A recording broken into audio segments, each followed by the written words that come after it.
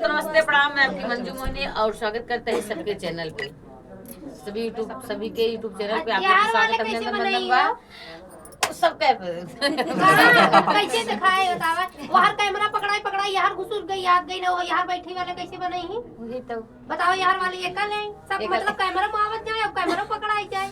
तो चलिए दोस्तों, आप तो हर सब जिम्मेदारी है पर मेहनत करते हैं, मार झगड़ा कर चाहे जाओ चल गाना गाओ बजाओ मन डाल लेते हैं कि खाला खाला भारत यौना रे लाजबा खाला खाला ओ खाला खाला भारत यौना रे लाजबा खाला खाला।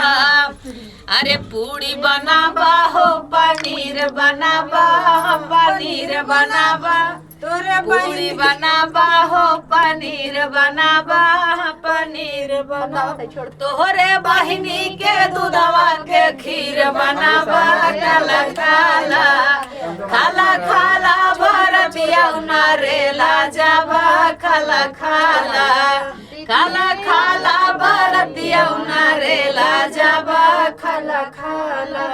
और एक लाइन बा अरे दाल बनाबा रसेदार बनाबा देखा जा भैया अरे बनाबा हो रसेदार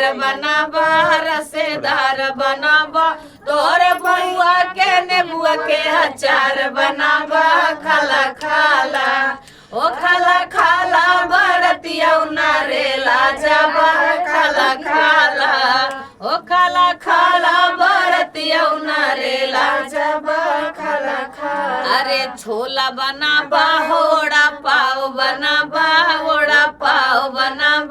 हाँ छोला बनाबा ओड़ा